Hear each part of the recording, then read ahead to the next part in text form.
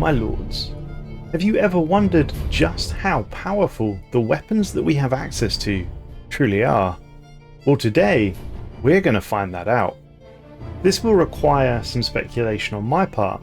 Thus, in order to do this, I have extrapolated the yield of a Tier 1 nuclear missile. I estimate that the yield of this Tier 1 nuclear missile to be approximately 20 kilotons, or perhaps more specifically, able to deliver 20 kilotons of energy to a target. Why have I settled on this number? Well, for various reasons. Firstly, 20 kilotons is already well within the capability of a small, efficient fission device, and the Tier 1 missile, remember, is indeed a fission device. Fusion comes later. Furthermore, the technology will have matured. 20 kiloton nukes are old tech by 2200 standards, cheap, reliable, and mass producible. No exotic material, no unstable power sources required, just proven physics in a compact package. And remember, at this early stage of expansion, we are not fighting anything larger than corvettes. Thus, smaller, high-efficiency warheads will allow ships to carry more and adapt faster to combat variables. It's also worth noting that these smaller missiles will be significantly easier to store safely, because remember, we are still using chemical thrusters at this point.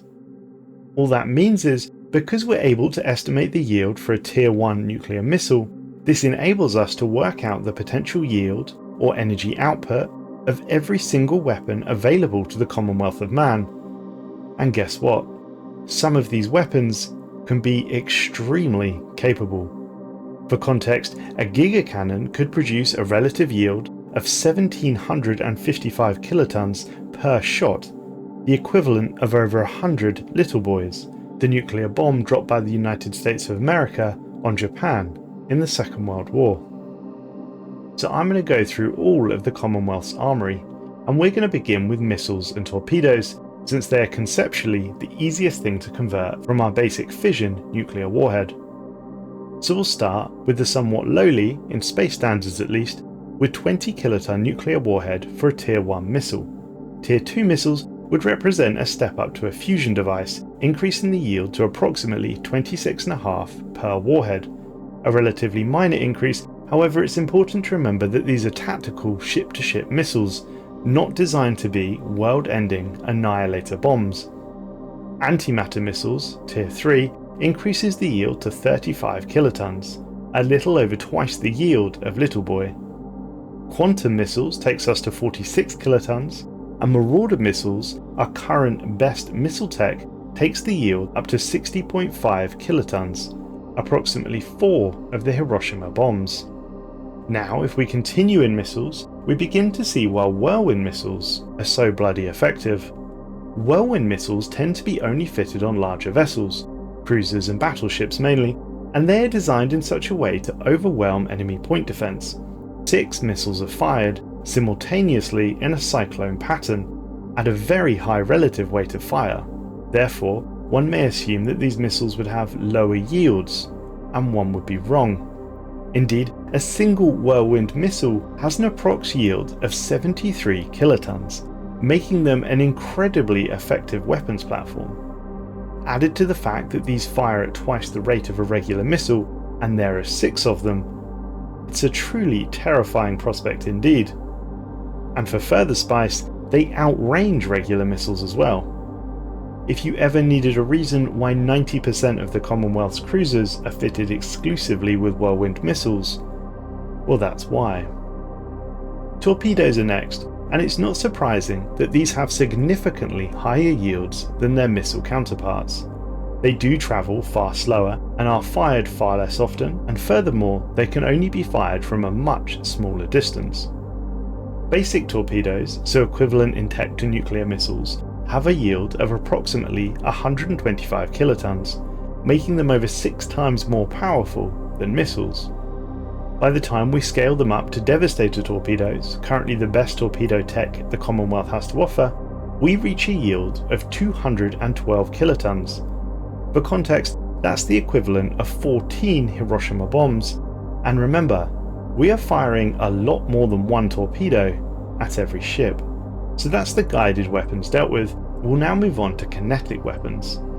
And for those, I'll not only calculate the potential yield of the gun, but I'll also try to assign a rough specification to it, i.e. barrel length, bore size, projectile dimensions, and projectile weights.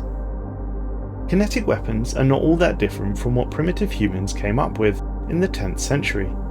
Take a ball of hard metal, lead, tungsten, uranium, whatever it may be, put it in a tube, point it preferably away from your face, light the propellant, and hold on tight.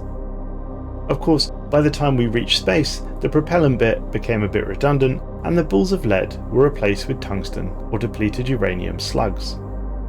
Our modern day Gauss cannons, the most effective of our smaller kinetic weapons, use two electromagnets to fire their rounds rather than using a chemical propellant. This consists of two parallel conductive rails along which a projectile, called an armature, is accelerated by an incredibly strong magnetic field created by a current flowing through the rails. The Gauss cannon represents a maturity in magnetic acceleration technology. It fires ferromagnetic slugs, depleted tungsten carbide, or depleted uranium at hypersonic velocities using these enhanced superconductive coils. The slugs maintain velocity at extreme range and are designed to shatter shields and puncture armor through kinetic force alone. These weapons can deliver devastating payloads. Now, of course, these weapons are exceptionally good at cracking through shields. They are, however, less effective versus a well-armoured vessel. If the trajectory is slightly off, they can bounce off or be deflected from a ship's armour.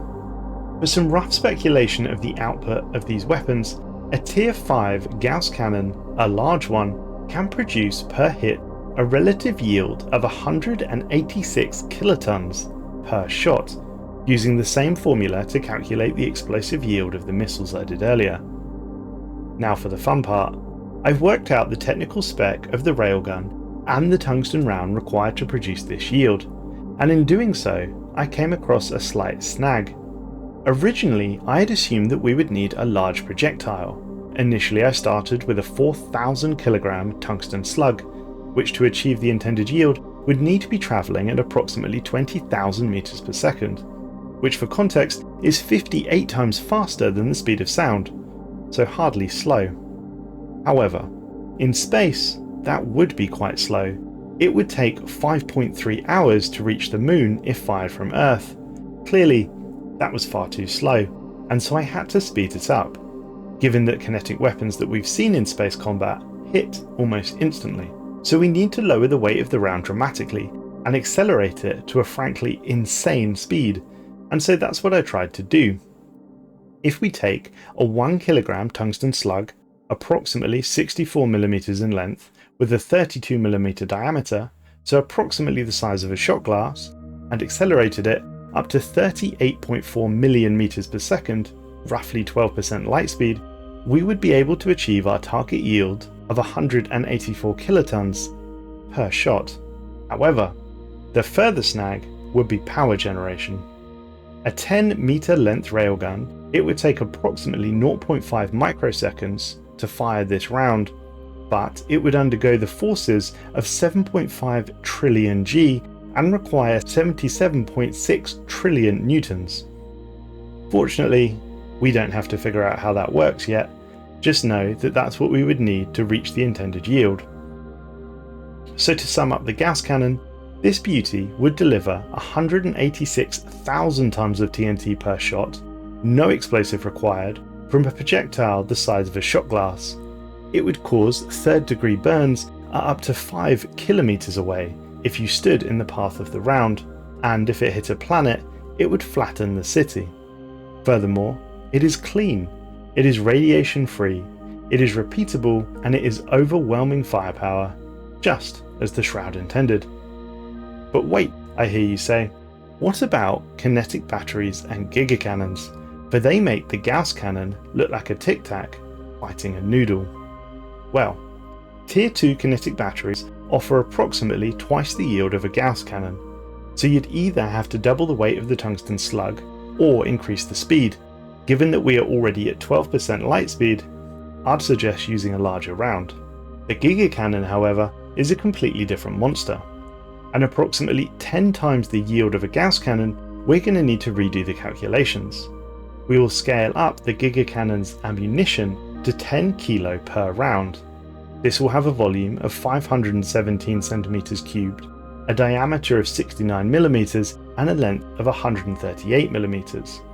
So this slug is essentially the size of a thermos flask, but when fired from a spinal mount on a battleship, it could obliterate cities from tens of thousands of kilometers away.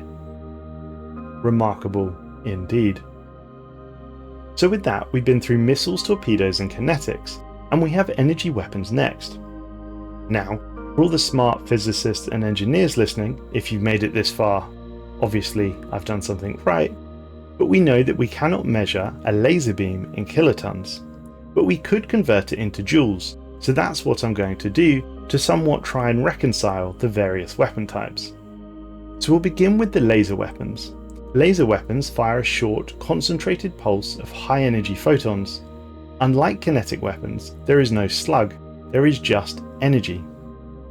This system discharges a massive burst of thermal energy in a fraction of a second, and they will deliver intense power designed to overload shields and melt through thick armor before requiring a cooldown cycle to recharge and restabilize the emitter. We did toy with the idea of a continuous beam weapon, but the energy requirements for this were astronomical. This short burst mode will maintain the beam's coherence and precision while ensuring a higher damage yield compared to a prolonged engagement. Our laser tech has evolved over the years, from basic red and blue lasers all the way through to gamma lasers, our current best laser platform. A large gamma laser mounted to a battleship will be able to deliver a truly immense pulse of energy with each shot, and can deliver the kinetic energy equivalent to 189 kilotons. They are tuned to be slightly higher than kinetic weapons, but that's because laser weapons like this will lose power over longer distances due to beam divergence and interstellar medium effects. Furthermore, shields are remarkably effective at washing this energy out over a vast area, and this results in an energy weapon that is equivalent in power to the Gauss cannons that we discussed earlier. In order to fire this laser for half a second, assuming a 30% efficiency, we would need to generate 5.27 petawatts. For some real-world context, this is about 270 times more energy than Earth produces in a day. But it's worth it, because the damage is remarkable. What's quite lovely about laser weapons is that they travel at the speed of light. There's no waiting around, like for kinetics and missiles. Thus, you deliver your 189 kilotons of energy instantly, with the result hopefully being catastrophic ablation, vaporization, and/or overload of the enemy vessel. Energy weapons, specifically lasers, are far more valuable in my opinion to the equivalent kinetics, specifically for empires in early growth stages. The reason for this is that early into an empire's exploration, a starbase or a star fortress can represent a significant roadblock, and you'll often find yourselves fighting around these bastions rather than contending with fleets of enemy vessels. These starbases have huge amounts of armor and hull, something that laser weapons excel at dealing with. Laser weapons can also be very handy at dealing with space fauna, who almost exclusively have no shielding, and the Pythorian Scourge, who also have no shielding. But continuing on the theme of energy weapons, now we move on to plasma weapons. A plasma cannon works by firing a bolt of superheated ionized gas at a target. First, gas is injected into a chamber and turned into plasma using an extremely high voltage or a laser. This will create a stream of incredibly hot electrically charged particles, plasma. Since plasma would destroy any physical barrel, magnetic fields are used to contain it and shape it. Next, we will use these electromagnetic forces to accelerate the plasma down the chamber, similar to a railgun. When magnetic containment opens, the plasma is released, hitting the target with intense heat and force. In short, it's like launching a controlled blast of star-hot matter using magnetism and electricity. Interestingly, plasma cannons actually have a smaller yield in kilotons compared to gamma lasers and Gauss cannons, but that may be because they are incredibly specialised in that they have the capacity to burn and melt any armour we've seen in the galaxy. What they are terrible at, however, is damaging shields. All modern shield emitters are fantastic at distributing and dissipating heat, which is sort of what plasma is. A large plasma accelerator can produce a relative yield of 177 kilotons. To produce this, we would need to generate and contain a superheated blob of plasma, approximately 4 kilograms in mass, and fire it towards our target at 6.4% light speed, so half that of our kinetic weapons from earlier. Disruptors and Arc Emitters next. Now these are far more conceptually flexible than missiles, kinetics and lasers. Disruptors and Arc Emitters don't fire bullets, slugs or plasma. It is a field-based energy weapon designed to compromise matter at the molecular or atomic level, from the inside out. Disruptors will project a tightly focused high-frequency electromagnetic field, usually in the microwave, terahertz or other exotic frequency bands. This energy will interact with the molecular bonds of the target, agitating them until they weaken or break entirely. In practice, this means the armour doesn't shatter, it softens or melts or collapses. Biological targets won't explode, they will fail structurally at a cellular level. It is most disturbing to think about. So because of all of this, it means that despite being able to quantify a kiloton conversion, it doesn't really correspond to anything significant. Disruptors, and indeed the arc emitters, will in theory produce less energy per shot, but they will still result in significant damage, more so in most cases. So for that reason, I won't calculate their yields in the same way that I have for the other weapons. Which leaves us with two regular ship components left to discuss, the Tachyon Lance and the Titan Perdition Beam. Starting with the Tachyon Lance, which like Disruptors, does not work like a conventional weapon. To be frank, I have no idea how a Tachyon Beam could work, but I can, based on our damage calculations, tell you how hard it hits things. A Tachyon Lance has an approx yield of 1365 kilotons per shot, or rather an output of 11.42 petawatts. Very nice indeed. But now we move on to the strongest ship-to-ship weapon we have in the entire Commonwealth of Man, the Titan Perdition Beam. At a whopping 7,500 kilotons per shot, this mighty weapon outputs the damage of 113 large red lasers at once, or, for further context, is 6 times more powerful than a focused arc emitter, or the Tachyon Lance we've just heard about. Assuming the same half-second pulse that this beam fires, it will output 62.76 petawatts in half a second. Now that is power. For more context, if you're quite unclear about just how powerful this Perdition Beam is, this weapon at maximum power would be able to burn through approximately 635 meters of solid steel with a single shot. I would estimate if you fired this weapon at a populated city, you would not only demolish the city, you'd vaporize it, leaving a crater of roughly 20 kilometers wide by as much as 7 kilometers deep. The power consumption of this laser would be truly enormous. But it's a bloody good job we've got fancy zero-point and dark matter reactors powering it. But wait, I hear you ask, you've covered the vast majority of weapons in our galaxy, at least all but one, the world-ending superweapon that is the Colossus, the engine of unmatched destruction. Well, I've got you. In order to crack a planet roughly the same size and mass as Earth, we would require approximately 53.5 quintillion kilotons of TNT. Now, that ungodly number converts to 223.7 quadrillion petawatts of energy output, and I must say that would be with the weapon hovering in orbit above the planet. That number would skyrocket the further away the weapon is from the planet and the longer you have to fire the beam. For the final piece of context, to fire a world cracker with a beam of this strength for a full second, we would require the entire output of approximately 580,000 stars. Quite the feat, indeed. And if you ever needed a reason to build a Dyson sphere, well, there you go. My lords, obviously this was a little bit different. I hope you enjoyed it. If you want to hear more of this type of content, then please let me know, and I'll see you in the next one.